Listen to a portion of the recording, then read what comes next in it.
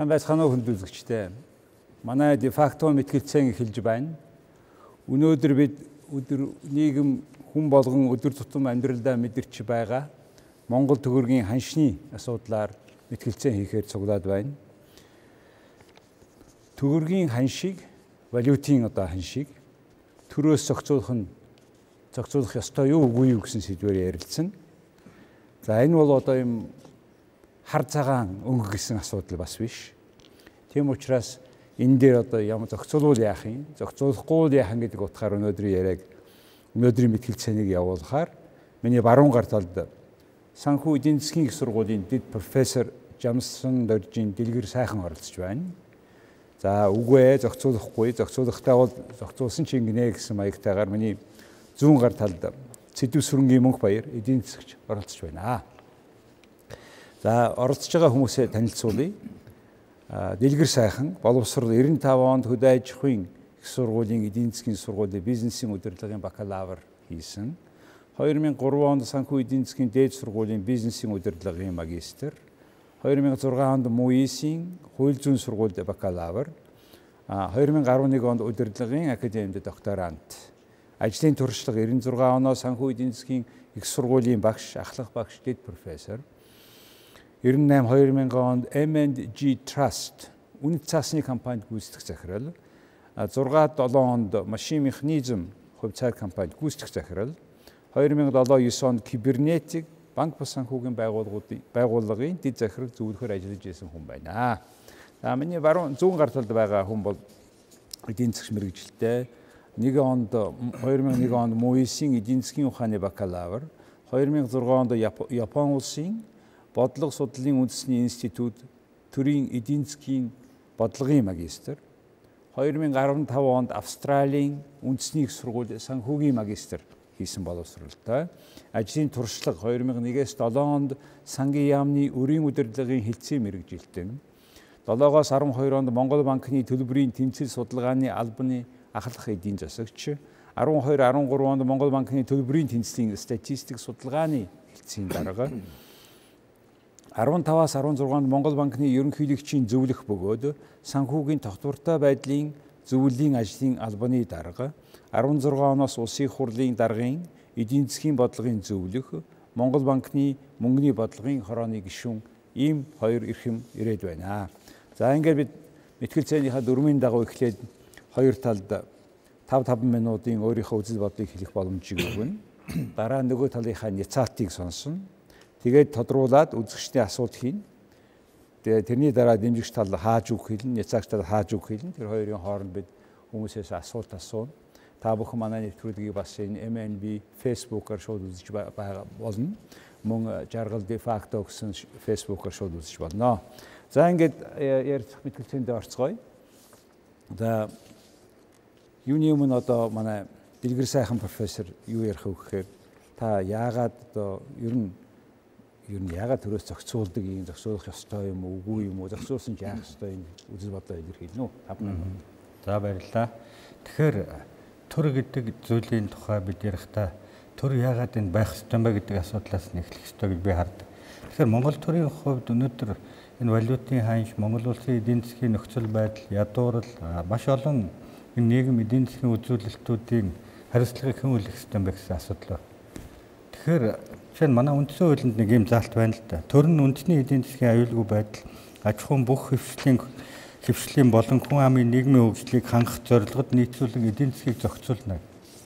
Тэгэхээр өнөөдөр макро эдийн засгийн валютын ханш гэдэг энэ ойлголт өнөөдөр өсөөд энэ өсөлт нь төрд бизнес эрхлэгчдэд ялангуяа жирийн иргэдэд үнээр дамжаад, инфляцаар дамжаад дарамт болоод байгаа энэний хариуцлагыг хэн үлээх ёстой юм бэ?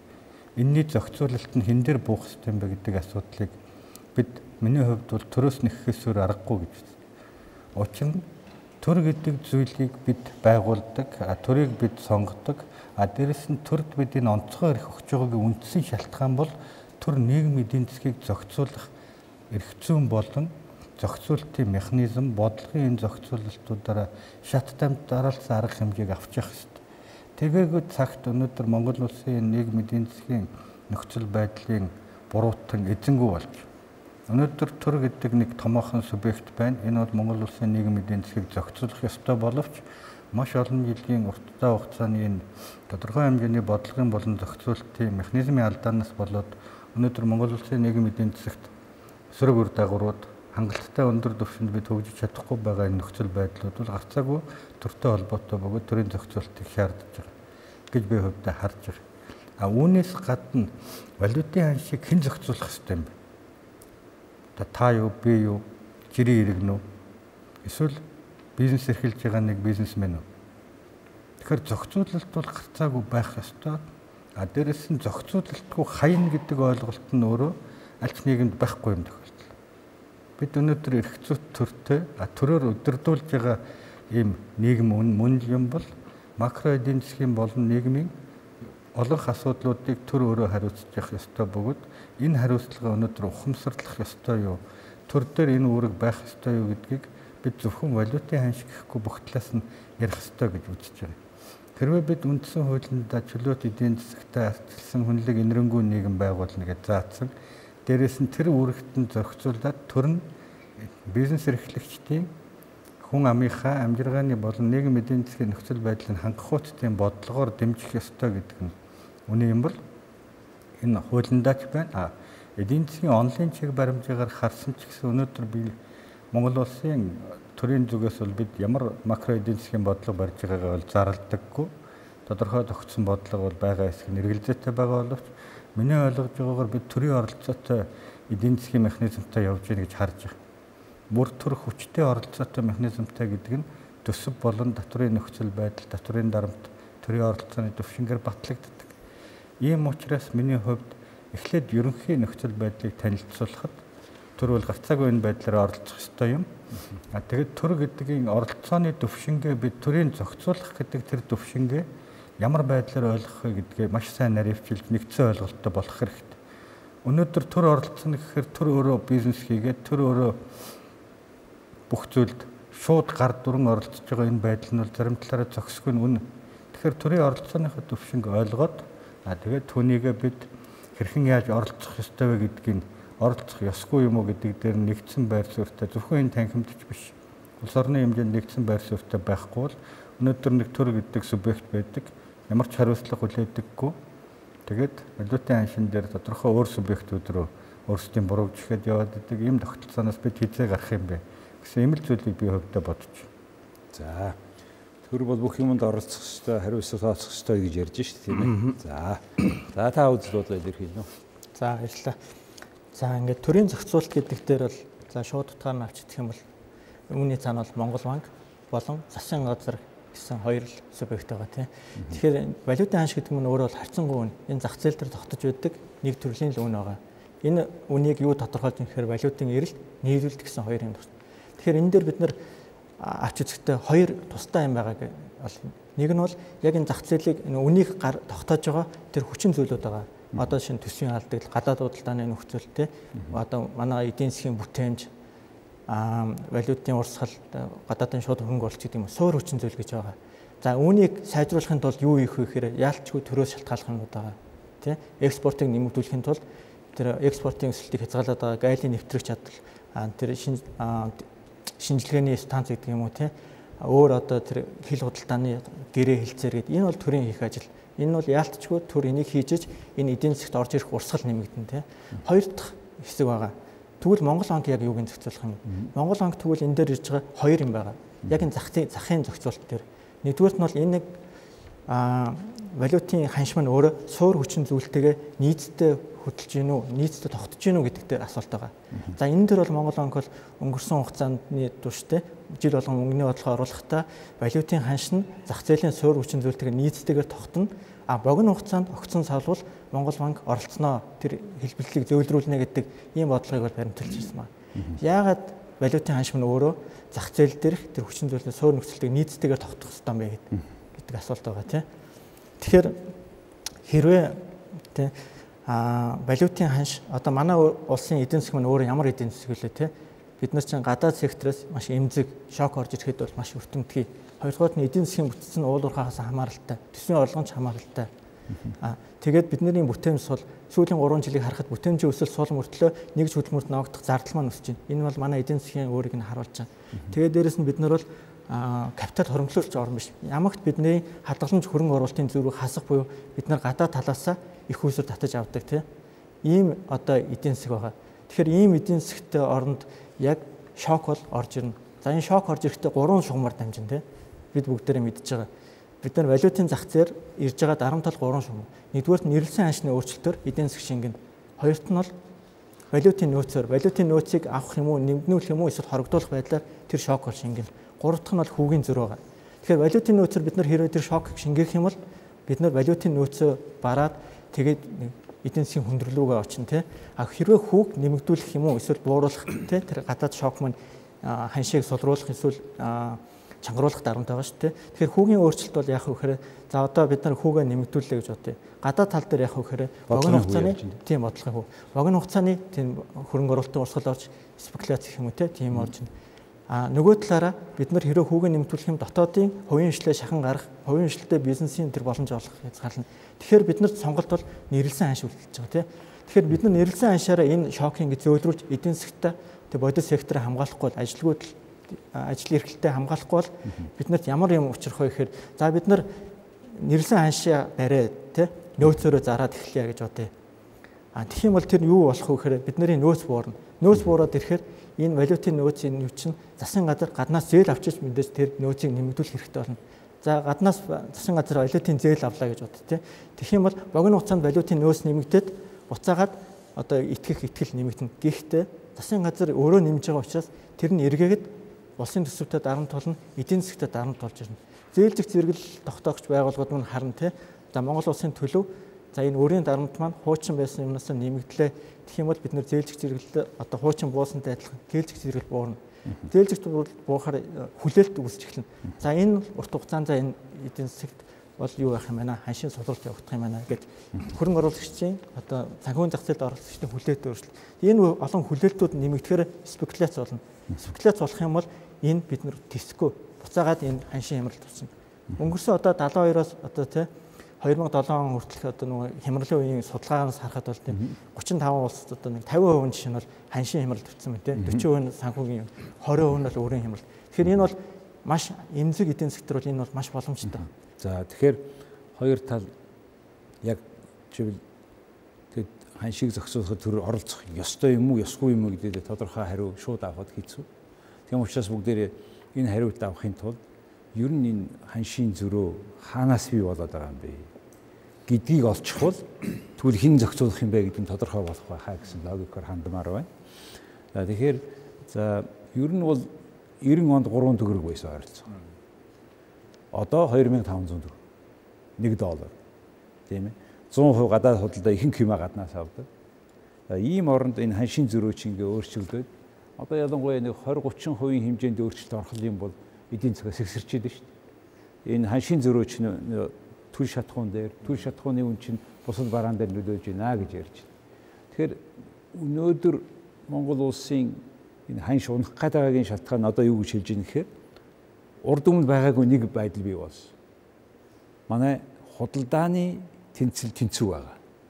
Буюу олсон бүх мөнгөө бид юм авчаар юм тийм үү? Хуучин бол олсон мөнгнөөс илүү юм авч алдагдaltaй байдаг байсан. Тэгсэн чинь өнөөдөр худалдааны тэнцэл нь алдагдaltaгүй, төлбөрийн тэнцэл нь алдагдaltaй гэж ярьж шин.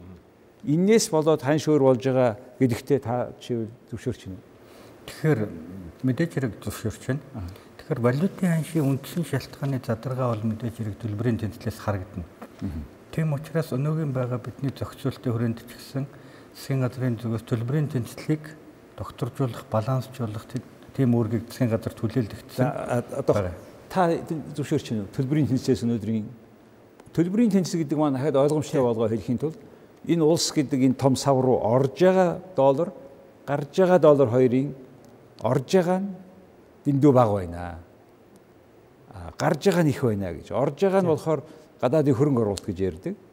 Орж байгаад нь гарж байгаад нь нөгөө төр засгаас нөгөө өрөндөө төлөөд байгаа хүү өнтер чи их байна гэж яриад шүү дээ. Урд өмнө хизээч байгаагүйгээр тийм их өндөр өртөө байгаа. манай дарга нар өр төлсөн гэж ярьж байгаа болохоос ш үнэндээ өрийг өрөөр төлөөд суугаад байгаа шүү дээ. Тэгэхээр өрийн тэнцлээс энэ юу төлбөрийн тэнцлээс болж байгаа гэдэг та бас зөвшөөрч байгаа юм байна тий. Ер нь эдийн засагт энэ гадаад секторыг хоёр л үзүүлэлтээр яаж байгаа тий. Нэг нь бол таны хэлж байгаа төлбөрийн тэнцэл. Нөгөөх нь гадаад хөрөнгө оруулалтын позиц буюу урс үлдэгдэлт юугаа хэлж байгаа тий. Сток гэж бид нэр үзүүлэлт хийж хэлдэг. Нөгөөс нь флоу үзүүлэлт тий. Урсгал.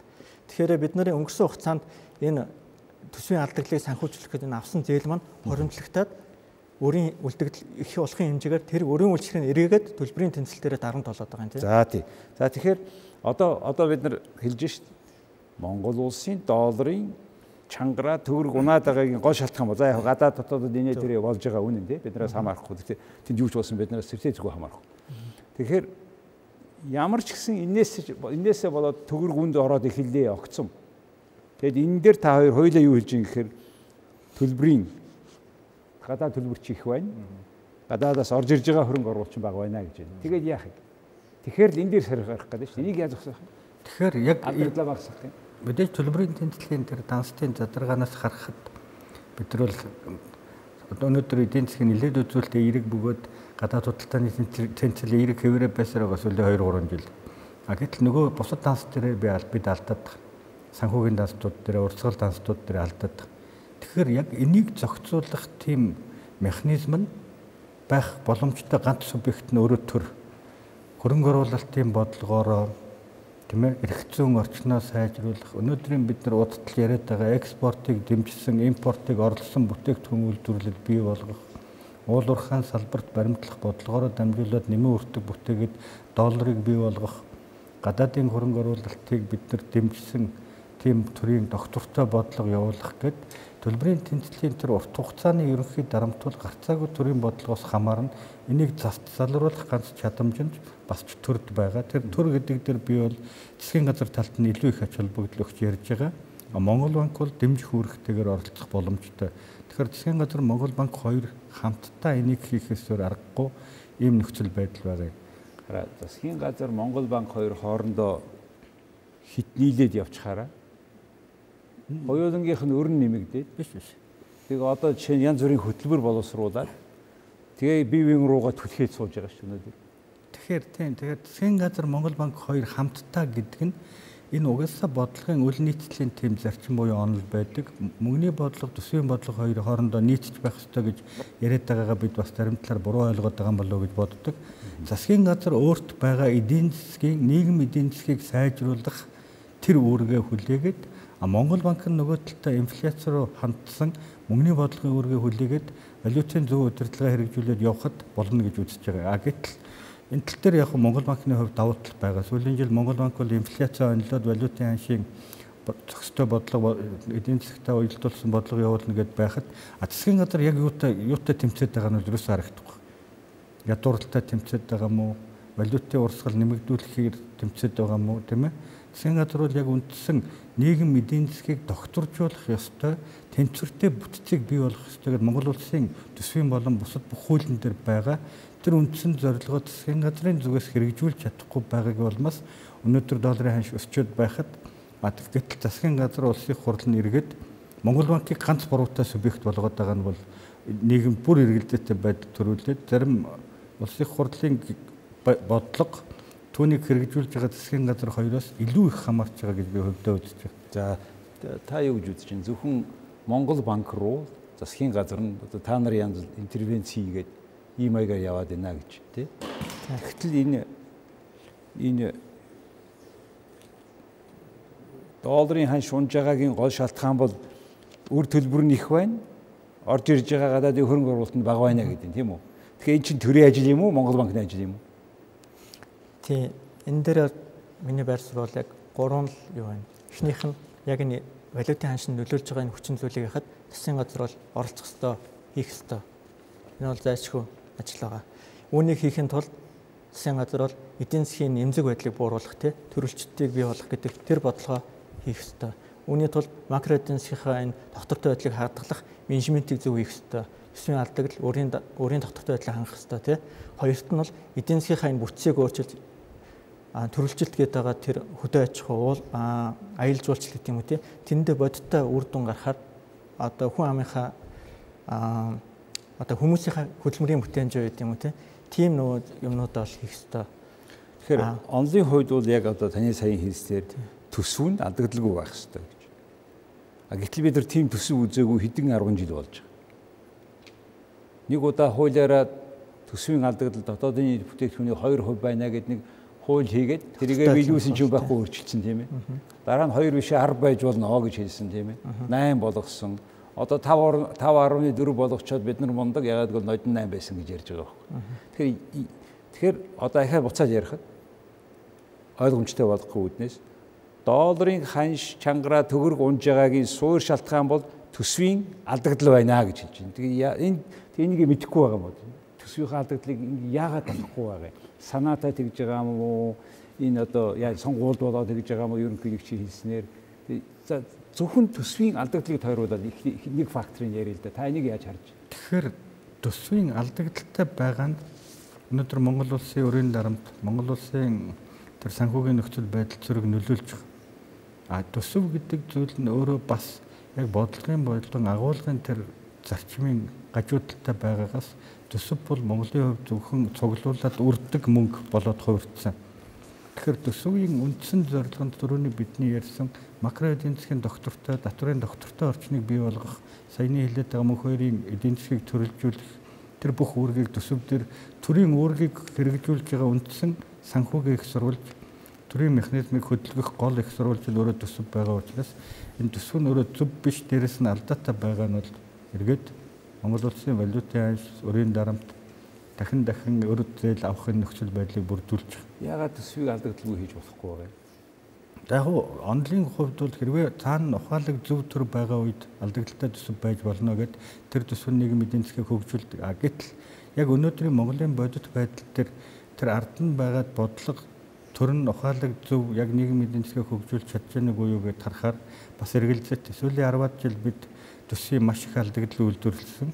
Дээрээс нь батлагдсан төсвийн алдагдал нь бодит байдал дээр хэд дахин их наядаар давж гарах төсөв нь бодиттой. Тэр бол факт. Та жишээ ер нь шууд хэлэхэд бол төр бол ухаалаг биш байна гэж байна тийм. Ухаалаг тийм үед бол алдагдaltaй байх жоохон тийм алдагдaltaй төсөв батлах ёсгүй. Яагаад батлаад байгаа? Мэдээж энэ бол тодорхой хэмжээний улс төрийн жишээ нь сая 19 оны төсвөөс харахад бид өнөөдрийн энэ валютын сантай байгаа энэ торгон агшин эдийн засаг өсөж байгаа торгон агшныг ашиглаад төсвөө тэрхүү харьцангуй хязгаарлагдмал ийм зөв төсөв болгоод ирээдүйн эдийн засгаар тэлэх, ирээдүйн өрийн дарамт руу хандсан ийм төсөв батлах боломж бол одоогийн хурдд байна. Гэтэл харамсалтай нь төсөв их тэлсэн. Та энэ зөвшөөрч байна энэ саяын санаатай. Ер нь бол төсвийн алдагдал валютын ханшинд нөлөөлж байгаа хүчин зүйл болж ирсэн. Гэхдээ одоо нааштай өөрчлөлтүүд бол гарч байгаа. Одоо эхний 8 сарын байдлаар төсвийн орлого бол даваад биелсэн байгаа тийм. Тэгээд анхдагч орлого гэж бид хэлдэг тийм. Хүүгийн зардлыг хасаад энэ анхдагч орлого маань хэрвээ хүүгийн зардлаасаа давж ивэл энэ маань өөрийн доктортой байдал сайжирчин гэсэн үг тийм. Тэр анхдагч орлогоороо хүүгийн зардлыг нөхчин гэсэн үг. Тэгэхээр тийм нааштай өөрчлөлт бол гарч байгаа. Тэгээд эх оны төсвийг ингээд судлаад үзэхээр бас их эерэг өөрчлөлтүүд юм бол харж байгаа. Хамгийн эхний тэгэхээр төсвийн орлого нь илүү байдаг. Наашилж дээшж байна тийм. Буюу эн чинь төсвийн орлого шин тэнгэрээс уучихгүй шүү дээ. Цасдаг бороо шиг. Тэр шин татвараас аваад байгаа шүү дээ голдуу. Манай Монгол улсын төсвийн орлогын ихэнхийг татвараас бий болгодог. Хувийн компани татварыг авна гэдэг чинь нөгөө компани өсөх боломжийг хасаад байгаа юм биш үү? Ер нь бид нар энэ хувийн салбарынхаа ач холбогдлыг энэ үүргийг ингээд төсөвтэй холбож ярихгүй бол бүгдээрээ л төрлөгээд идэг төргөсээр угаалдан пурц төрөний нийгэм чинь. Тэгэхээр ийм жижиг манай шиг ийм зах зээлийн механизм сайн байхгүй байгаа энэ улсад бол төрийн оролцоо нь яг зах зээлийн механизмаа сайжруулад хувийн хвшилтэй бизнесээ өргөжүүлэх тэр орон зайг нь бий болгох хэрэгтэй тийм. Тэгэхээр энэ хөрөнгө оруулалтууд бол тийшээ чиглэл рүүгээ л явж байгаа гэж ойлгож байгаа. Юу байгаа нь чи хувийн хвшлийг сайжруулах ямар хөрөнгө оруулалт байна? За экспортыг дэмжих чиглэл дээр экспортын бараа бүтээгдэхүүний нөгөө гайлаар гарах хяналт шалгалтыг автоматжуулах тэр ажлууд бол орсон байсан. За одоо жишээ нь гайлын шинжилтээр тэр 75 тэрбум тосгогдсон байна тийм. Хятадын тэр зээлээр замын үүд дээрх бомтын хүчин чадлыг нэмэгдүүлэх юу орсон байна. Яг бидний хөдөлмөрийн бүтээмж одоо хүн амын ажиллах хүчний хөдөлмөрийн бүтээмжийг дээшлүүлэх эрүүл мэнд боловсролын салбарууд дээр их хөрөнгө оруулалтууд орсон байна. Тэгээд төрийн албан хаагчид одоо зарлагын реформ гэж ярьж байгаа тийм. Төрийн албан хаагчдын цалингийн нэгдсэн системийг болгож тэн дээр реформ тэр судалгаан дээр эхлээд дата бааз болчихно. Нэгдсэн тэр бодлоготой болж дараа нь тэр реформыг хийх суурь нь бүрдэнэ. Тэгэхээр ингээд үе шаттай хийж байгаа тийм. Төсвийн алдагдлыг огцон бууруулах юм бол манай улсын эдийн засгийн төсвийн нөлөө ямар хүчтэй вэ? Огцон бууруулах боломжгүй. Гэхдээ дунд хугацаанд төсвийн дунд хугацааны бодлогодоо баримтлсан тэр юуныхаа дагуу алдагдлаа үе шаттай байвал. Би тэгэхээр энэ дээр бол нааштай өөрчлөлт гарч байна. Огцон нэг өдөр бол өөрчлөлтийг бол бид нэр хүлээхгүй харж байна. Ухаалаг юм хийгдэж байна гэж байна. Тэгэхээр та энийг яаж харж байна? Яагаад үнэхээр ухаантай юм бол яагаад хүмүүсийнх нь амьдрал ядуураад байгаа? Яагаад сар болгон 10,000 хүн солонгос явах гээд виз өгөөд байгаа? Яагаад гадагшаага хэрэг бүгдээр хятадын элчингийн гадаа яагаад зодон болж байгаа? Энийг та яаж харж байна? Одоо өрхийн дундаж 2 дугаар улирлын байдлаар 6.1%-аар өссөн байна те. Сая 25,000 гээд орлого. Гэхдээ медиан дунджийг ярьж байгаа те. Дундч нь сая 25, 6.1% өсөлттэй байна. Медиан буюу тэр бид нарыг ажиллах хүмүүсээ жигсаагаад голд нь байгаа хүн хэд авч ихэд 725. Тэр хүний орлогын өсөлт хэд вэ гэхээр 3.1% юм тий. Тэгэхээр дунджийн цалингийн өсөлтөөс тэр медианд байгаа хүний цалингийн өсөлт бага байна гэдэг маань бидний одоо эдийн засагт ингээ экспорт хийгээл их орж байгаа орлого маань тэр нийт иргэдтэй хүртээмжтэй биш яг очихгүй. Тэгэхээр тэр сувг маань өөрөө сайн ажиллахгүй. Яагаад ч аль сувг нь ажиллахгүй байна. Тэр яхаараа Монгол улсын 3.1-ийг нь ядуу байсан тэр чигээрээ байгаад байгаа. Тэр сувг бол сайн ажиллахгүй байгаа энэ статистик бол хэлж байна л да. Тэгэхээр энэ дээр 2-3 одоо төрийн оролцооны тэр механизм дээр бас юу байгааг л хэлж байна тийм. Жишээ нь бол за нийгмийн даатгалыг бид нар ярьдаг тийм. Тэн дээр реформ хийх ёстой. Нийгмийн даатгал өөрөө институционал хөрөнгө оруулалт. Хэрвээ тэр санхүүгийн зах зээл дээр орж ирэх юм бол бидний хөгжих гээд байдаг. Зөвхөн банкнаас бүрддэг санхүүгийн зах зээл биш. Тийм институционал хөрөнгө оруулалт орж ирсэн санхүүгийн зах зээл бий болоод энэ банктайгаа зэрэгцээд хөгжих.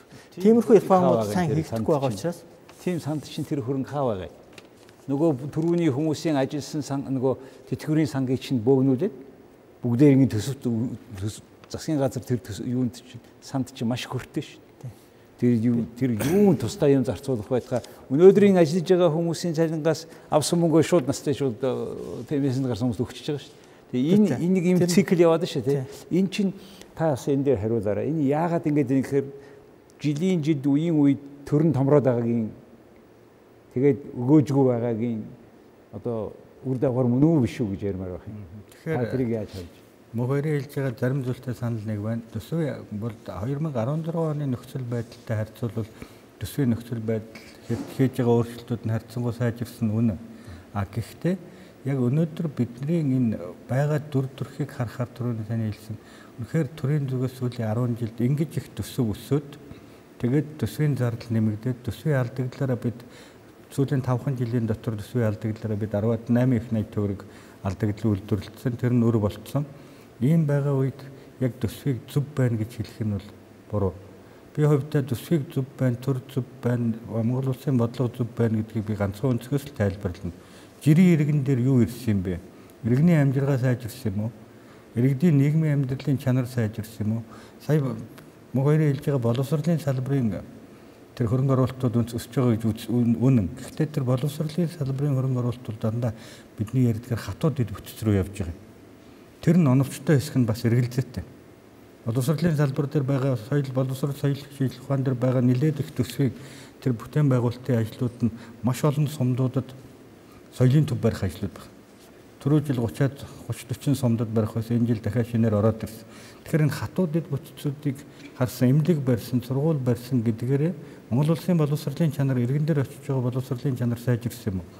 Эрүүл мэндийн үйлчилгээний чанар сайжирсан юм уу гэд харахаар байхгүй. Нөгөө талдаа иргэний амжиргаа сайжирсан уу гэхээр яагаад тэгээд байгаа юм? Яагаад сайжрах вэ? Тэгэхээр бид нар яг үнэндээ өнөөдрийг хүртэл энэ эдийн засгийн нэг тийм өвөрмөц бөгөөд буруу тогтолцоог бий болгосон байна.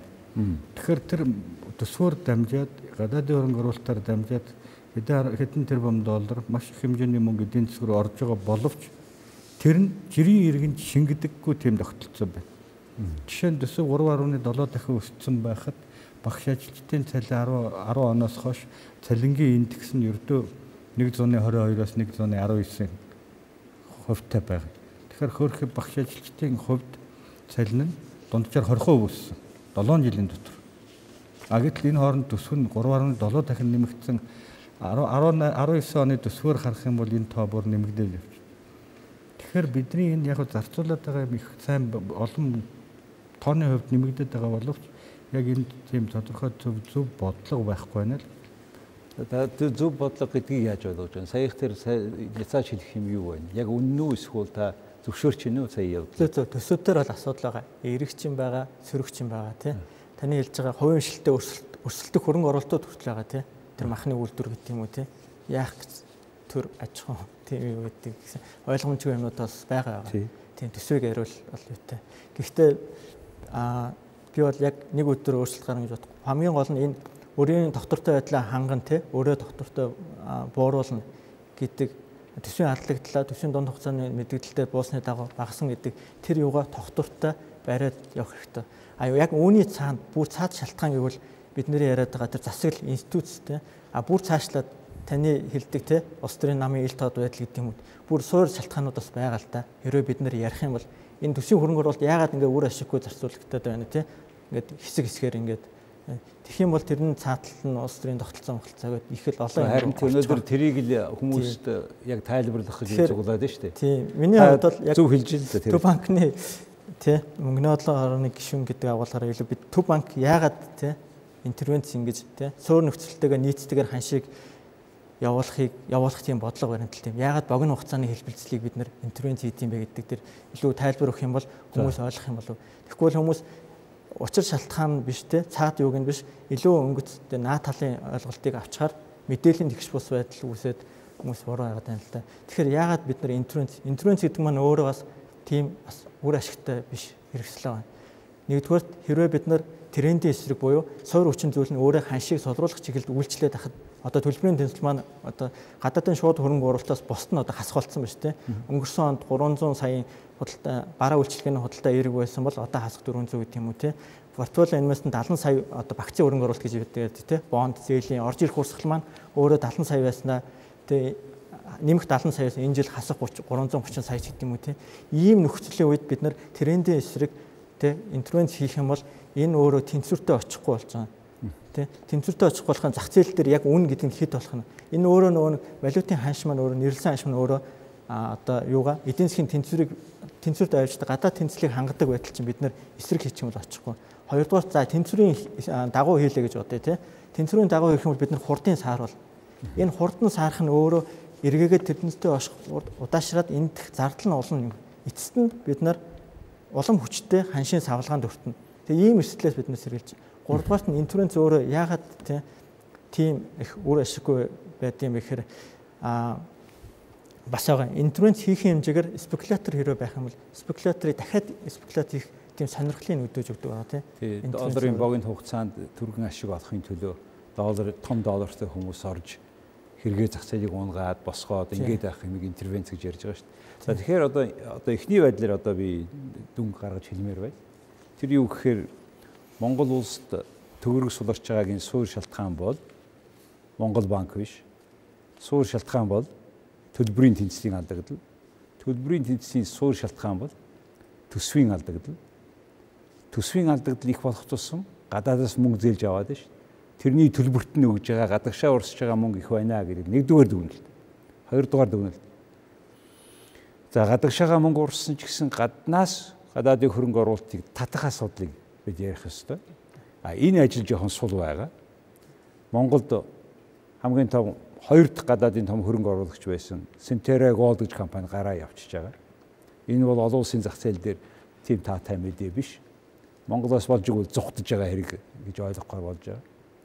Тэгээ ийм үед чинь энэ гадаадын компаниудын орж гарч байгаа дансын шалган Монгол банкн дээр дансын нээн гэсэн хуулийн төсөл явж байгаа.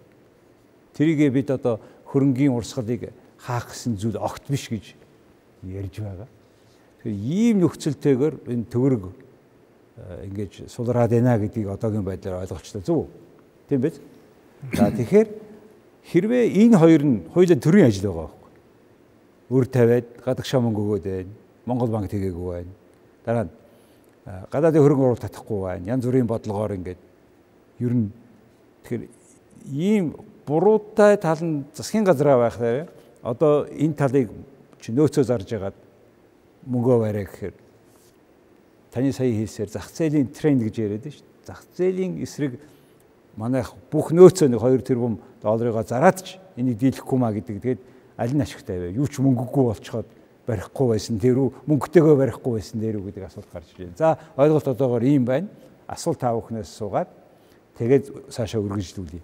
Та бүхэн энийг тэмдэглэж явж байгаад хин тамтхаа хэлье асуултаа. За юу. Тэгээ манай хоёр тэмдэглэж явж байгаад сүүлд нь бадсан маягтайгаар ярих юм аа бадсаж. За асуулт юу вэ? За. Би Мөнхбаяр эдийн засагчаас асуумаар байна. Бид нар төсвийнхөө хөрөнгийг их дэмий зүйлд зарцуулаад амш. Жишээлбэл улсын хурлын гишүүд маань гадагшаа явахдаа төсвийн хөрөнгөөр явцдаг. Хэрвээ бид нар төсвийн хөрөнгөө хэмнжээж тэрийг цуглуулж яаж төгрөг чангарах уу?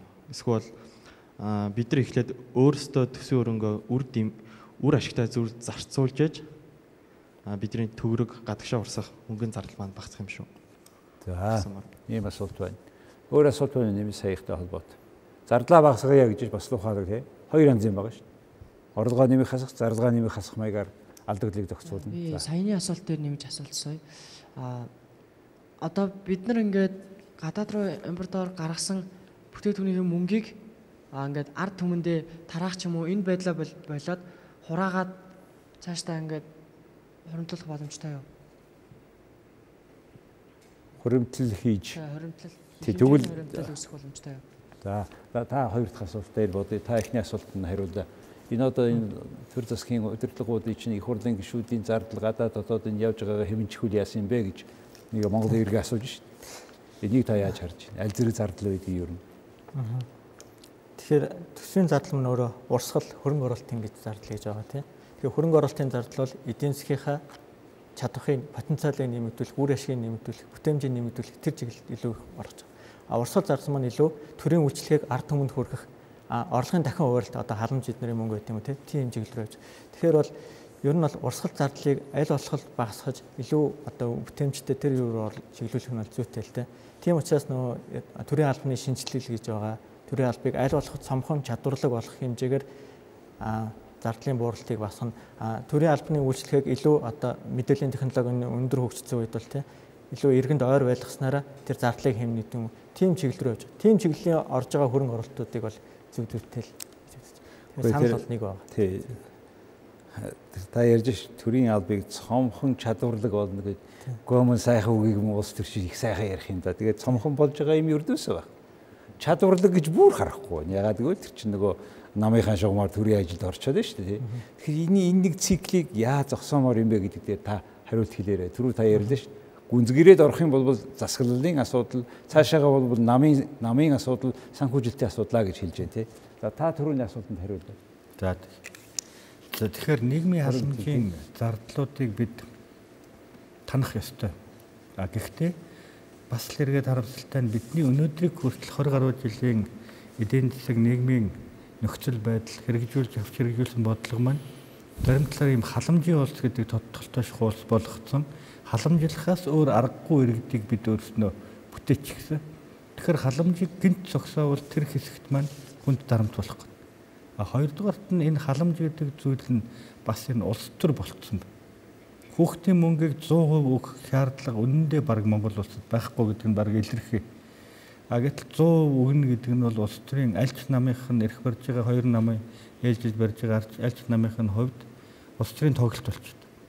Тэгэхээр энэ хүүхдийн мөнгө гэдэг нь хүүхдийг дэмжих Монгол улсын бодлого юм уу, хүнийг олон болгох бодлого юм уу, эсвэл нийгмийн халамж юм уу гэдгийг бид сүлдээ ялгах байсан жишээ нь. Тийм ээ. Тэгээд улс төр гэсэн байдлаар бас хандахаар оюутны 70 мянга гэх мэт их олон мөнгнүүд гараад ирдэг. Тэгэхээр энэ нийгмийн халамжийг аажим зогсоох нь зүйтэй. Зорилт хэсэг дээр бол бид богино хугацаанд байлгахаас өөр аргагүй юм байна. Гэхдээ энэ мэдээж хэрэг цэвэр эдийн засгийн шийдвэр гэхээс илүү зарим талаар улс төрийн шийдвэр давмгаалж байгаа үед бол бас зогсох хэцүү. Тэгэхээр сая Дэлгэрсайхан асууж байгаа бидний энэ циклээс яаж гарах вэ гэдэгт хариулт өгснөөр энэ хэрэгжих боломжтой. Яг яаж гарна гэж. Тэгэхээр өнөөдрийн энэ циклээс гарах ерөнхий боломж нь өнөөдөр яриад байгаа энэ тогтолцоо биш гэж би хувьдаа харж байгаа. Харин энэ бидний сонгон авсан зам ардчлал эдийн засгийн чөлөө зах зээлийн эдийн засаг гэдэг энд тогтолцоонд харин хүнэн нийцсэн цагт буюу яг эрх барьж байгаа гол намуудын төрийг удирдах байгаа хүмүүс нь одоо бол чинь тогтолцоо буруутай байсан байна бидний буруу биш гэдэг үндсэн хуулийг өөрчлөх тухай яриад шүү дээ. Би бол харин эсэргээр үндсэн хууль бусад хуулиудын ерөнхий зүйл залт бол зөв байна, санаа зөв байна. Харин хүнэн энэ тогтолцоонд нийцэхгүй байгаа нь бол бас бид нар Энэ хүмүүсийг л сайн шинчлэх нэг өдөр одоо энэ хүмүүсийг яах ёстой. Эсвэл улс төрийн томоохон тийм сэтгэлгээний шинжилэл хийхээс нааш бол энэ арц байхгүй байна л гэж харж байна. Чухал хоёр үзүүлэлтийг хэлж байна. Халамж чинь халамж биш, улс төр болчихсон байна гэх. Хүн болгонд мөнгө өгсөн дүр үсгэх гээд нэг нь нөгөөгөө юу төсвийн алдагдaltaй байхад одоо шахаж юм инээд юм жүжиг тоглоод байгаа юм л. Одоо тооцоогоороо үзэхэд хүн амын 20% нь хүүхдийн мөнгө авъя гэж бүртгүүлэхчгүй байх гэж байгаа. Тэгэхээр одоо би танарт намаа сонгоод өгөөрэй, би танаар хайртай учраас бүгдэд нь өгнө гэдэг ийм хуучирсан ийм нэг хуучин бүр нэг ямбицсан пинц тавиад байгаа байхгүй тийм. За ийм нэг чухал зүйл хэлж байгаа. Хоёрдугаар та хэлж шít. Тогтолцоо нь буруудаа биш, хүн нь буруутай байна. Тэгээд тогтолцоогоо хүндээ тохируулах биш, хүнээ тогтолцоондоо тохируулаач гэж чухал ийм постулат ярьж байна. За та түрүү шалтгааныг хоёулаа цаашаа гүнзгийрээд орё л да. Тэг яагаад энэ гарч ирэхгүй вэ? Яаж чадахчлах вэ гэдэг тийм. Тэгэхээр зүгээр ер нь бол төрийн албаны цалин ямар байгаа лээ тийм. Зүгээр энгийнээр ботход тэнд бол хүн очиход бол хэцүү. Тэгэхээр хүн болгон тийш дайраад байгаа. Шийдэл бол яаж болох вэ гэхээр яг ингээд одоо шинэ яам тамгын газрыг зөв өөрийн одоо туршлагаас ярих те илүү бодлогын ажил үйл ажиллагаа хоёр бол илүү холдсон байна. Өдөржингөө бичиг цаас үг өсөг бичээд тэгээд орой бодлогын ажил судалгаа руу ордог ч юм уу те. Тэр бол маш түгээмэл манай бодлогын яамд те. Чиглэл ерөнхий чиглэлийн чиглэлийн яамд нь ч гэсэн ялгаа авахгүй.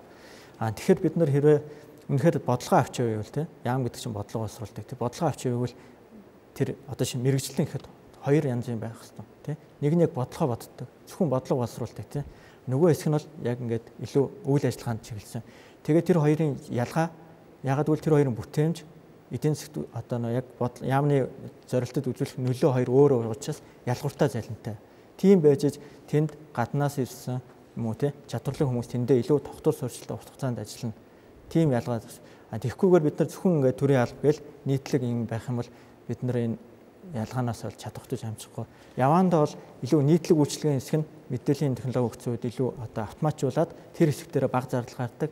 Бодлогын хэсэг дээр илүү цомхон одоо гадны хөрөнгө оруулагчтай хилцээр хийх төвшний те яг тэндийн хуульч ирэхэд тэнд өөрийнх нь нэг ангийн хүүхэд энд байж ах хэвээр.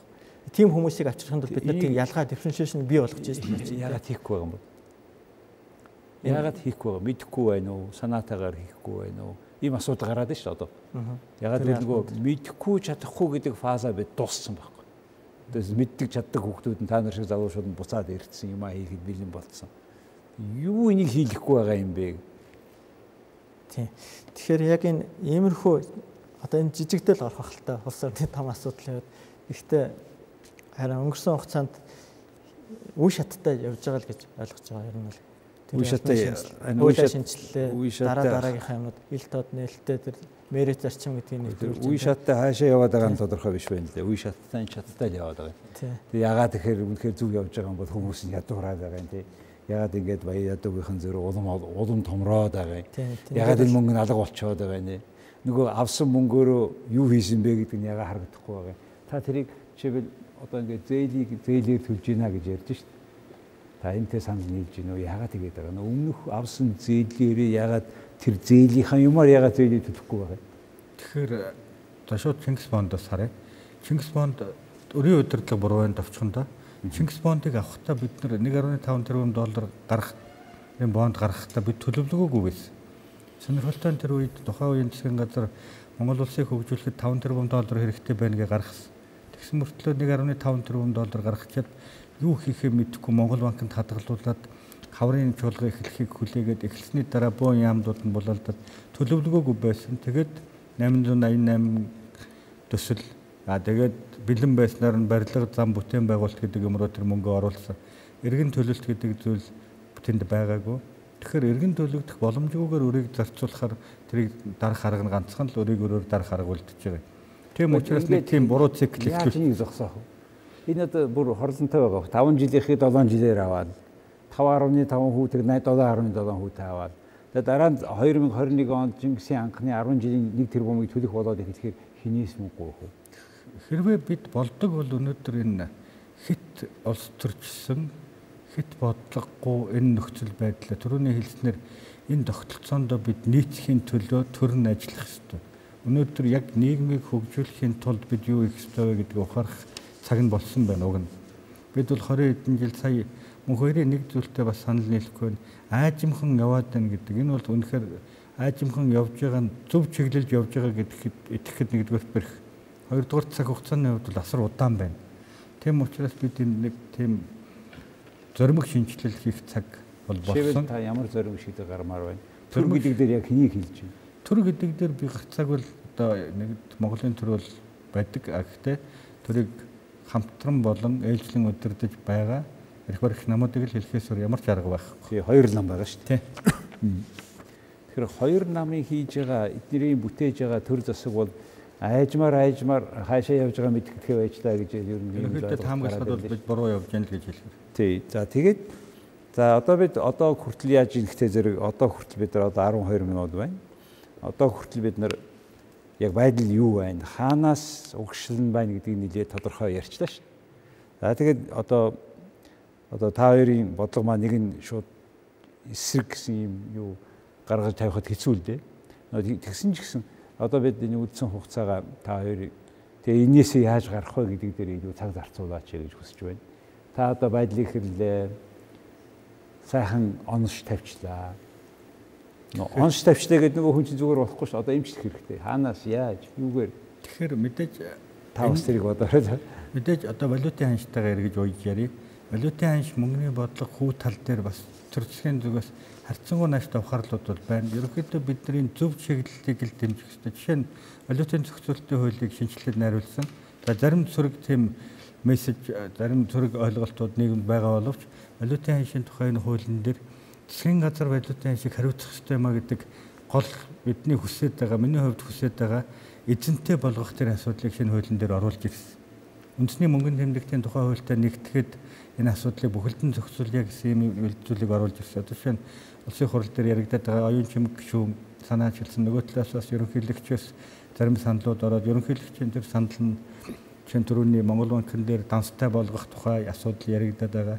Тэгэхээр валютын зохицуулалтын хуулийн энэ хүрээнд бид нар улсын хурлын гишүүн та энэ валютын ханшийн буруутай юм байна. Таны тодорхойлсон бодлого түүнийг хэрэгжүүлж байгаа засгийн газрын чинь алдаанаас болоод өнөөдөр энэ асуудал үүдээд байгаа юм байна.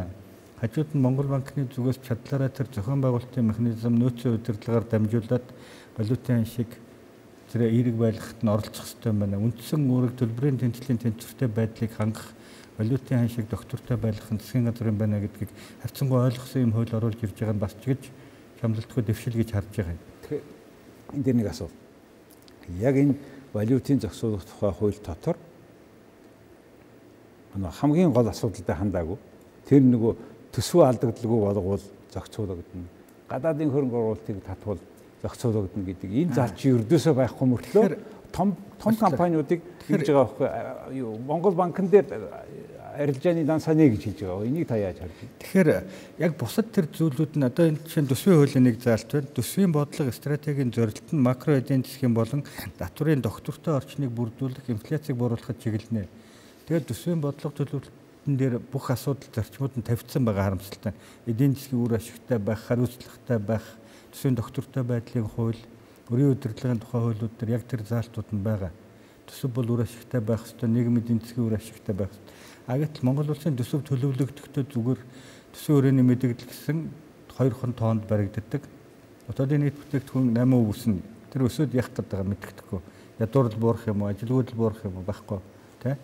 Тэгэхээр яг энэ хуулиа ингэж буруу ойлгож ашиглаж байгаа юм.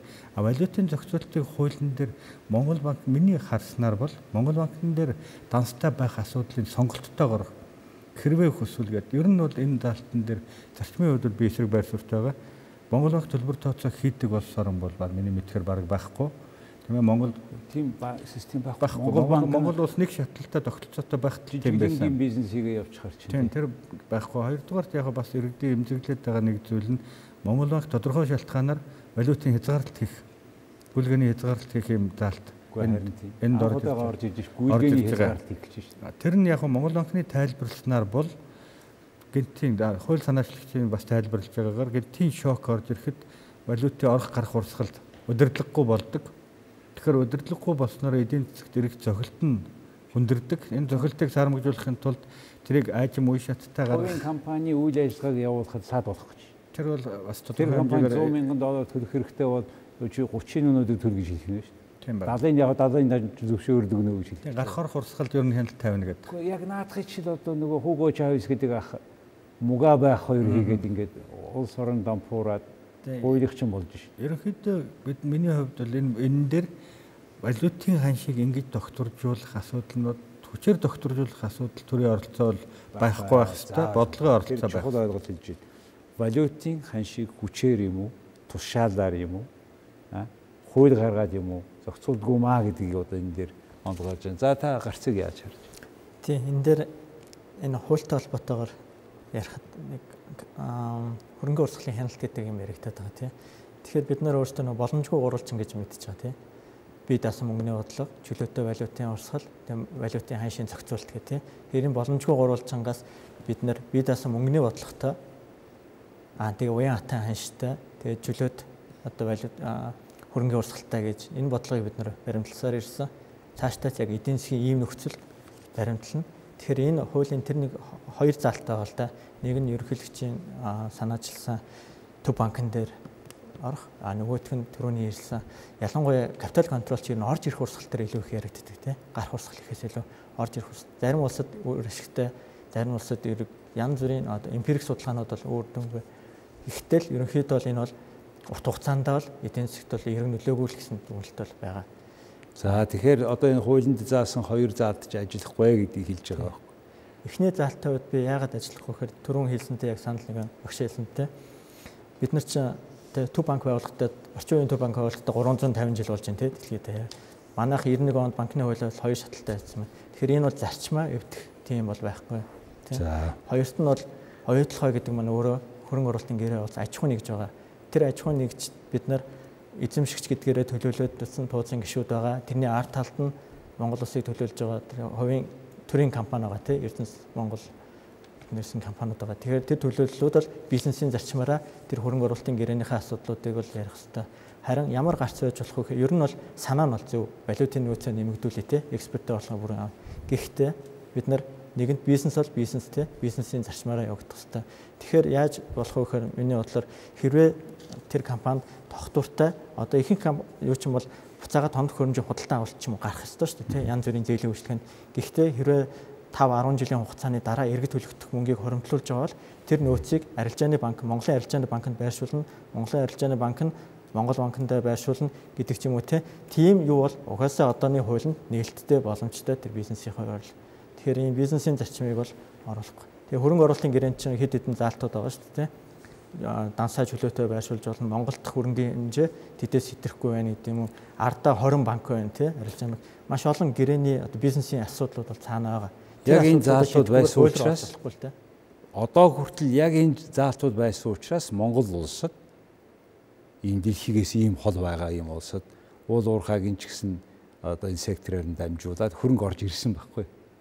Одоо бүр нөгөө нуухын авах гээд нүдийн сохолно гэдэг нь болох гэж байна шүү дээ. Яг энэ хуулийн энэ заалт бол хилцүүлгийн явцад бол өөрчлөгдөх байх гэсэн итгэл бол дүүрэн байна. Яа да манай их хуулийн гишүүд яах вэ? Лоббинг яаж ажиллах вэ?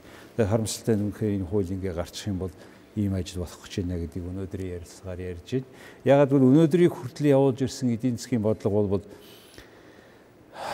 тэр доллар ингэж үнэтэй болж байгаагийн суур шалтгааныг өнөөдөр бид төсвийн алдагдал их байна.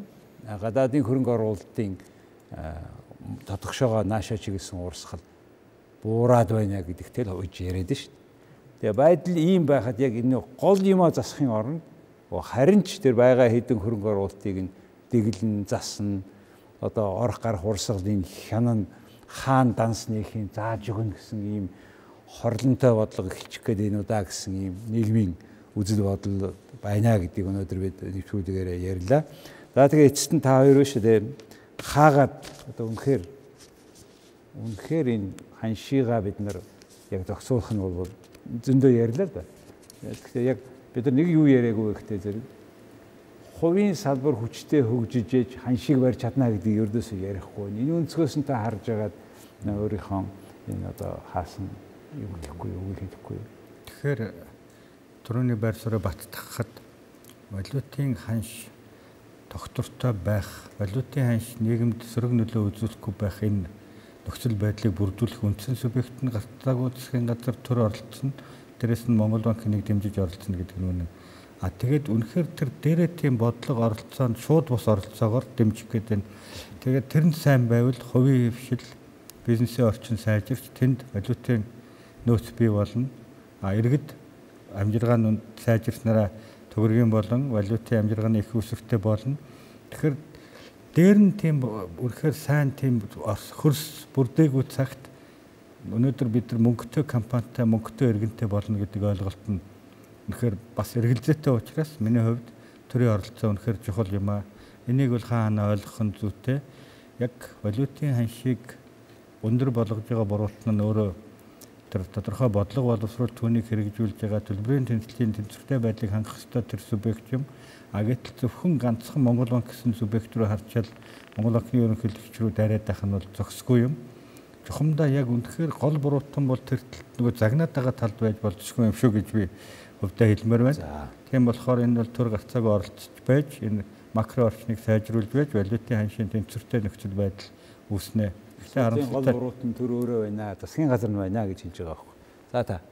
За тэгэхээр бодлогоо яг давтаад хэлчихье те. Төгрөгийн гадаад валютатай харьцах ханш нь макро эдийн засгийн суур хүчин зүйлтэйгээр нийцтэй тогтно. Богино хугацаанд зах зээл дээр гарч байгаа тэр савлгааг бол зөөлрүүлнэ те. Энэ нь хувийн хвшилт яг ямар нөлөөтэй юм бэ? Нэгдүгээрт эдийн засгт бий болох тэр ханшийн эрсдэл гэдэг юм уу те эдийн засгийн хүндрэлээс авна. Ягаад гэвэл эдийн засгт хэрвээ ханш одоо ханшийн ч юм уу банкны ч юм уу хямрал бий болох юм бол судалгаагаар бол те GDP-ийнхаа дотоод нэмэгдэлтийн 30%-тай тэмцэх хэмжээнд зардал гарах буюу эргээгээ тэр хувийн хвшилтээр татврын өсөлт болж дарамт бол. Тэгэхээр нийтийн эрх ашигын үүднээс бол энэ бодлогыг бол хэрэгжүүлэх зүйтэй. Хоёрдугаарт хэрвээ бид нар ханшийн зөв энэ бодлогыг үргэлжлүүлэх юм бол макро эдийн засгийнхаа тогтвортой байдлыг энэ тогтвортой орчинд хувийн хөрөнгө оруулалт орж ирнэ, бүтээн байгуулалт бий болно. Энэ хувийн хвшил өрх гэрдэх орлого бол сайжирна тий. Гуравдугаар тодорхой бос байдлыг бууруулна тий. Яагаад тэр богино хугацаанд хэрвээ тэр трендерсийг хийхгүй байгаа мөртлөө богино хугацааны шокийг зөөлрүүлж ирэхээр тодорхой бос байдлыг бууруулж байгаа. Маргааш ханш яах вэ? Нөгөөдөр хэд болох вэ? Тэр огцон хэлбэлцлийг бууруулснаар хүмүүс шийдвэр гаргахтаа зөв шийдвэр гаргана. Энэ зөв шийдвэр гаргаснаар хөрөнгө эдийн засгт зөв хуваарлагдана тий. Тэгээд энэ бол бодлого маань өөрөө нийтийн сонирхолд бүрнэсэн нийгмийн үр ашигыг сайжруулж байгаа бодлого гэж хэлж байна. За баярлалаа. За ингээд манай мэтгэлцээн бол нэлээд өгөж байна. Зүгээр товчдоод дүгнээд хэлэхэд бол Монгол улсын төгрөг сулраад байгаагийн суур шалтгаан бол Монгол банкн дээрээ биш, мөнгөний бодлогон дээрээ за биш гэх юу аах вэ? Шууд биш юм аа гэхэд төсвийн бодлого дээрээ буюу засгийн газартай холбоотой байна гэдгийг нэгдүгээр хэлж байна. За тэгээд энэ төлбөрийн тэнцвэртэй ашигтай байлгахын тулд бид төсвөө хасах хэрэгтэй. Алдагдлын гадаадын хөрөнгө оруулалтыг илүү татах хэрэгтэй.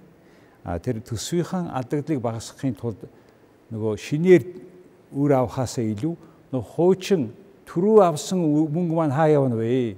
Тэрний өгөөж хаана байна вэ гэдгийг төр засаг илүү тэр өөрсдийнхөө тэр намаараа дамжуулаад хуваагаад авцсан тэр янз бүрийн тэр хүмүүсээс илүү асууж бидний мөнгийг буцааж өгөөч гэж хэлэх гэж байна. За гадаадын хөрөнгө оруулалтыг татахын тулд бид нар одоо харин энэ байгаа нөхцлөө бид яг энэ хിവэрээ байлгах, ирсэн хойно илүү хамгаалах, түүнээс тэрийг хянах, засах гэдэг тэрэн дээрээ биш хандмаар байна гэж. Эцэст нь болохоор сайн бүрэн яригдаагүй Монгол улсын эдийн засгийг сэргээх, авч явах гол хүч нь хувийн хвшил нь байна. Яг гэвэл төрийн хвшлээ бид нар хянж чадахгүй байна гэдэг. Ийм ойлголтойгоор бид өнөөдрийнхөө мэтгэлцээнийг та бүхэнд хүргэлээ. 2-7 хоногийн дараа ер нь бид 2-7 хоног тутам энэ гол асуудлаар юм судалгаатай мэддэг хүмүүсийг ярилцуулдаг. Ардчсоор юм чи ярьж илээж үгээрээ ярьж ижил асуудал орно шүү дээ. Үгээрээ ярихгүй газар сумаар яриад байгаа шүү дээ тий. Тийм учраас та бүхэн манай нэвтрүүлэгт оролцсон 2 Дэлгэрсайхан Мөнхбаяр нартай талархаж байна. Манайд ирсэн залуучууд их баярлалаа. Бид нартай нэг цаг өнгөрөөсөн та бүхэндээ бас талархаж байна. Хүндэт телевиз үзэгчтэй. За сайхан амраарай. Баярлалаа.